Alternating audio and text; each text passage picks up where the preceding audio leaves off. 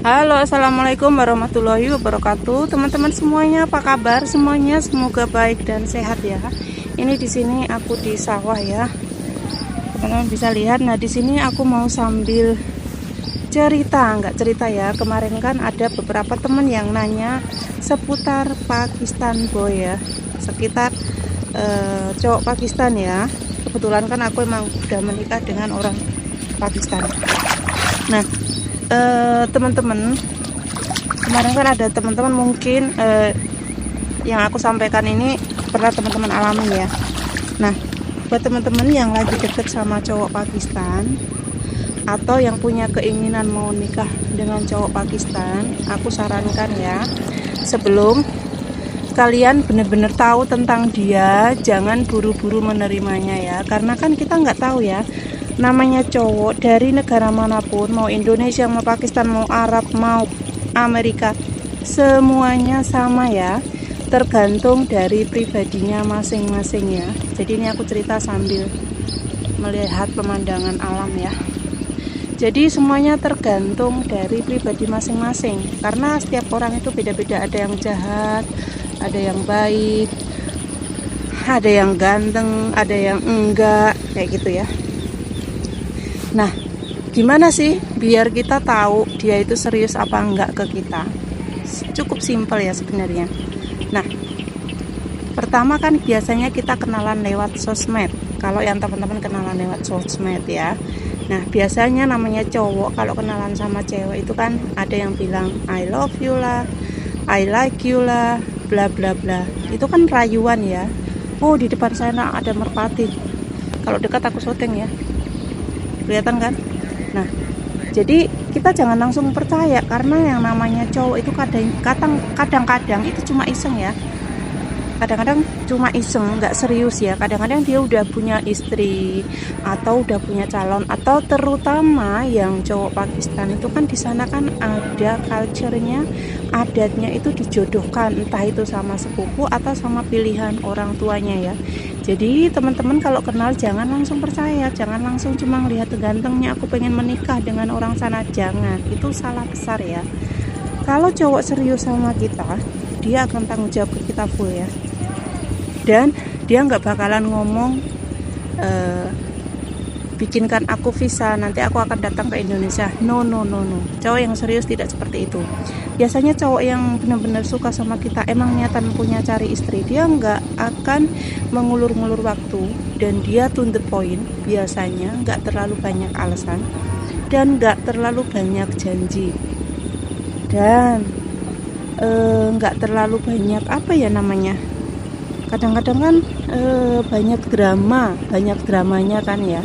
Cuman dari pengalaman yang sering aku alami, maksudnya curhatan dari beberapa teman yang punya cowok Pakistan, itu banyak juga itu yang ceweknya yang bucin, akhirnya dipermainkan sama si cowoknya ini, dan si cowoknya ini ternyata udah punya tunangan lah, udah punya istri lah, ada yang mau dijadikan istri kedua lah, nah seperti itu. Nah, intinya buat temen-temen yang pengen deket sama cowok Pakistan, pertama, kenalan boleh, pastikan dia bukan dalam perjodohan, pastikan dia bukan istri orang ya. Yang kedua, pastikan kalau dia emang serius sama kita, dia nggak nyuruh-nyuruh kita untuk apa namanya,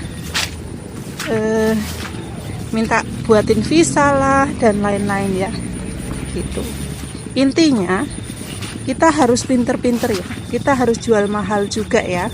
Ini tuh aku sambil itu ngeliatin mbakku itu ngejar bebek apa merpati itu, aku pengen juga ke sana tapi jauh, aku pelan-pelan jalannya ya ini. Nah, jadi teman-teman itu harus paham dulu. Misalkan teman-teman mau menikah dengan orang Pakistan, pahami dulu culture-nya di sana itu gimana, adatnya di sana itu gimana. Kalau kita udah paham semuanya, misalkan kita udah punya kenalan, kita udah paham adatnya, nah baru kita mulai bisa PDKT. Tapi juga harus hati-hati ya, yang cari yang serius, jangan yang main-main. Terus jangan gampang percaya kalau aku polisi, aku army, karena kan kalau menikah sama army atau polisi itu kan susah ya. Jadi jangan gampang percaya dulu ya. Terus jangan gampang percaya juga kalau bilang aku mau nikah sama kamu, jangan gampang percaya seperti itu. Dan satu, Jangan bucin duluan. Kalau bucin duluan pasti kalian akan dipermainkan, nanti sakit hati ya. Kalau bisa itu cowok yang ngejar kita, bukan kita yang ngejar cowok. Oke? Itu wajib. Aku ngeh ini. Jadi saran aku ya teman-teman, karena banyak kejadian itu teman-teman yang dipermainkan, atau mungkin yang ceweknya juga yang udah dibilangin tapi mengeyel. Ada yang biaya, udah nyampe Pakistan biaya mau nikah, ternyata keluarganya nggak setuju. Jangan sampai hal seperti itu terjadi sama kalian ya. Jadi aku di sini tuh cuma kadang-kadang itu kasihan sama teman-teman kita, namanya kita sesama cewek Indonesia kan saling mengingatkan ya, nggak apa kan ya. Itu pun kalau dipakai, kalau nggak dipakai ya nggak apa-apa. Cuman intinya kan demi kebaikan bersama kayak gitu. Terus mbakku tadi kemana hilangnya? Oh, di sebelah sini. Jadi aku tadi ngomongnya apa aja sampai lupa ya, karena ini memang disalah ya. Jadi teman-teman intinya hati-hati, kenalin, bener-bener kenalin si cowok itu. Terus yang ketiga, teman-teman, kalau emang dia udah ngomong serius sama kita, niatnya pengen nikahin kita, pengen serius, bukan main-main ya, itu ada cabung banyak, minta kita kenalkan sama keluarganya. Jangan kita yang mengenalkan ke keluarga kita, jangan. Kita harus dikenalkan dulu ke keluarganya. Biasanya dia gini, kenalkan aku ke keluargamu, ke ibumu, ke mana, kayak gitu. Jangan. Pertama kita minta, kita kenalkan aku ke keluargamu. Nanti alasannya gini, mamaku nggak bisa ngomong bahasa Inggris, terus aku kerjanya beda, misalkan si cowok kerja di Malaysia atau di mana, bisa video call conference ya. Nah kalau sama-sama di Pakistan, video call, ini mamahku. Jadi kalian harus tahu itu keluarganya benar-benar setuju nggak, karena banyak kejadian seperti ini. Udah dikenalkan ke keluarga Indonesia, mau menikah, dia mau datang ke Indonesia, di keluarga Indonesia udah siap-siap, ternyata dia ke Indonesia nikah, tapi ternyata di Pakistan juga udah punya istri. Karena kalau kita cuma ngecek KTP-nya di sana, itu KTP menikah itu tetap single tulisannya, nggak menikah. Makanya teman-teman harus hati-hati ya. Jadi nggak boleh gegabah ya, karena ini untuk kehidupan seterusnya. Terus kalau kita mau menikah dengan orang luar, kita harus menyediakan, kita harus siap mental, siap uang, siap semuanya. Nggak cuma uang, nggak cuma mental, semuanya. Karena setelah menikah itu baru babak baru, kita baru tahu setelah menikah itu sifat-sifatnya, adatnya. Kalau belum full kan belum tahu benar-benar ya. Jadi kita itu nggak boleh gegabah ya, karena ini soal kehidupan. Nah setelah menikah itu kan pasti kita juga harus siap. Nanti kan namanya beda negara, itu kan beda bahasa, beda adat, dan pastinya beda argumen. Dan itu sudah biasa, eyel-eyelan, oh negaraku seperti ini, negaraku seperti ini. Nah kita harus siap dengan konsekuensinya, kita harus siap dengan semuanya itu. Jadi kalau kita nggak siap ya jangan, mentalnya kita itu harus benar-benar mental baja ya. Terus belum lagi kalau kita keluar negeri, misalkan kita tinggal di keluarga si cowok, nah kita juga harus melihat si cowoknya itu ini enggak, apa namanya, ini ada jalannya enggak ya kira-kira, si cowoknya itu kerjaannya apa, seperti itu. Nah itu merpatinya udah terbang, lari, udah dikejar sama mbakku. Si cowoknya itu kerjanya apa, kira-kira bisa nggak menghidupi kita, seperti itu. Karena itu sangat-sangat penting ya teman-teman, itu sangat-sangat penting. Jangan sampai setelah menikah kita tinggal di Pakistan, kita nggak bisa pulang Indonesia karena kita nggak punya uang. Terus kalau misalkan teman-teman mau menikah dengan Pakistan, pastikan teman-teman juga punya beberapa teman yang menikah dengan Pakistan juga.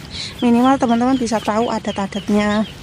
Terus mereka yang udah mengalami langsung bisa tanya-tanya. Ini banyak capung ya gitu. Jadi emang ya perlu sih yang seperti itu. Jadi itu beberapa tips dari aku ya, kalau kalian mau menikah dengan orang Pakistan atau orang bule manapun, itu tetap sama ya. Intinya ambil beberapa poinnya ya. Mungkin aku ngomongnya panjang lebar ya, karena aku di sawah nih. Tuh airnya lagi mengalir ya. Ini lagi apa, lagi mau penanaman ya. Jadi aku sambil cerita. Oh itu tadi angsa ya, bukan merpati ya. Masya Allah bagus banget. Terus ini info aku bisa jalan nggak ada jalannya. Aku balik lagi nih, nggak ada jalannya, nyasar ini gitu. Harusnya bisa dijalanin ya itu, tapi takutnya aku nanti jatuh gimana. Bisa kayaknya. Merpatinya banyak di situ guys. Banyak ya. Jadi seperti itu ya teman-teman. Kalau kalian pengen bener-bener ini menikah dengan orang Pakistan, no.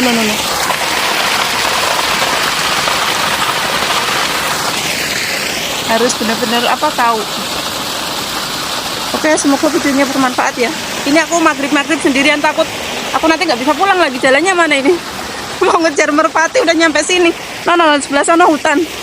Mbakku mana tadi? Nanti nyari adekku hilang kemana gitu. Nggak bisa jalan. Itu merpatinya di sana loh. Bukan merpati, itu angsa sih ya. Bagus banget, tapi aku nggak punya videonya tadi. Oke, aku mau lewat sini, ada jalannya, lewat bawah itu aja. Terus nanti naik ke sana ada jalannya kok. Tenang, aman. Pasti ada jalannya. Masa mengejar merpati ya enggak lah.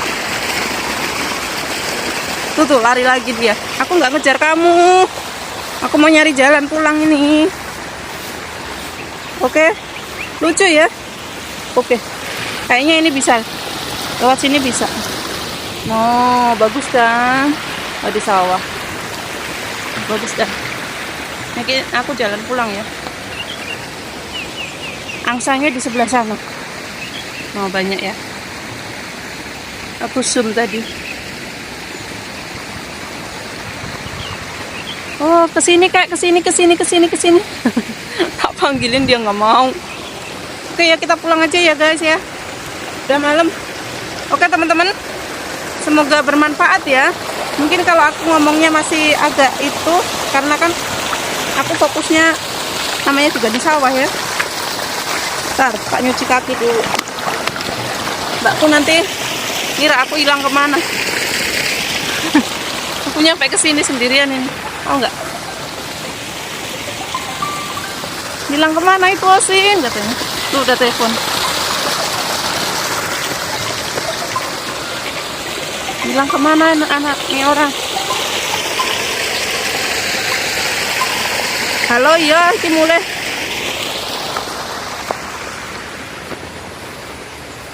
Iya iki tengah sawah kok. Oke.